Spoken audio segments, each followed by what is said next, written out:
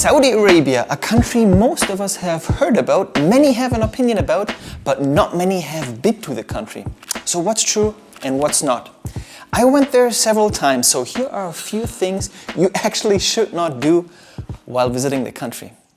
Now, don't photograph women in public without consent. While this is weird everywhere, you creeps, at least that's what I find, especially in Saudi, it is not okay just to take pictures of women. Especially when they're covered up, because they're literally telling you, please, I don't want to show my face. So it's very disrespectful and might get you into trouble, so just don't do it. This one is an interesting one. Depending on where you are, during prayer time, you can't be inside shops or restaurants. To be honest, this rule is becoming more and more flexible, especially, in the big cities. But outside of Riyadh and Jeddah, they asked me to leave shops and restaurants during prayer times, while I was still eating. So be aware that they might kick you out during the prayer times. Don't drink alcohol. Drinking alcohol in Saudi Arabia is not legal, not even in 5-star luxury hotels. It just doesn't exist there. If this is an essential part of your life and you cannot do without, Saudi is just not the right country for you. I'm sorry. You should not go there to visit. Don't do drugs. I sound like my teacher. But seriously, stay away from drugs. As with everywhere, you can find forbidden things in every country. So if you really want, you would be able to find them there as well, alcohol and drugs. But as mentioned, if the police catches you, you are in big trouble. Just don't do it there. It's not worth it.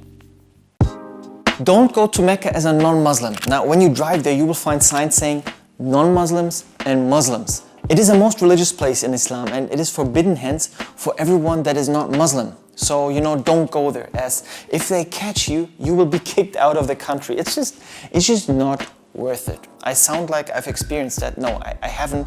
I'm just saying, be respectful. Don't engage in public affection. No making out, no clapping on the butt, not even kissing. Sorry guys, this country is strict when it comes to that. Even holding hands is rare. If you get caught, you naughty one, giving each other a kiss, you will probably pay a hefty fine, And while this might be a cool story to tell, I just say it's also not worth it. I'm like that BuzzFeed show, worth it? I'm not worth it. Don't eat with your left hand. This is a generic Muslim rule. If you're sharing a meal with more traditional people, try to always eat with your right hand, because the left hand is used for the removal of dirt and for cleaning. And then most food is shared, you sit on the ground, everybody eats from the same plate. So, you get the idea why it would be rude to use your dirty hand. Also, don't forget to wash your hands before eating. I do sound like my teacher or my mom. Don't sit in any position that allows your shoe to face another person or your foot. This is considered insulting, and also you should avoid showing your back to people. Would it be rude if I have my feet towards someone? That's rude. Yes, it's rude. For example, you cannot sit like someone. That would be rude. Yeah, Okay. it's rude. Okay. You don't have to maybe sit in the middle of If I do this, I offend two people. Yes. Okay. These are cultural things, and in traditional settings, you would sit on the ground. If you need to stretch your feet, and you probably will, because if you like me, you're very inflexible, don't stretch them out towards someone. Otherwise, you will have a good time. It's fun.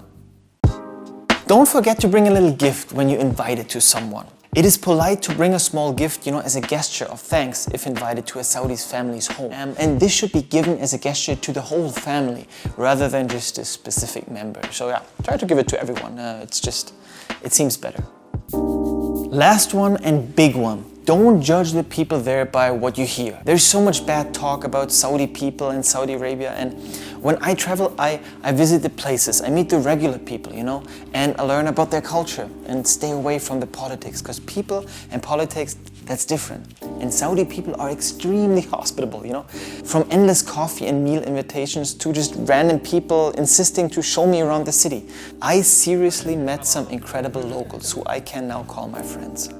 So here we go. Now you know what not to do. But what about the foods that you should eat in Saudi Arabia? Well, here are the top ones you definitely don't want to miss.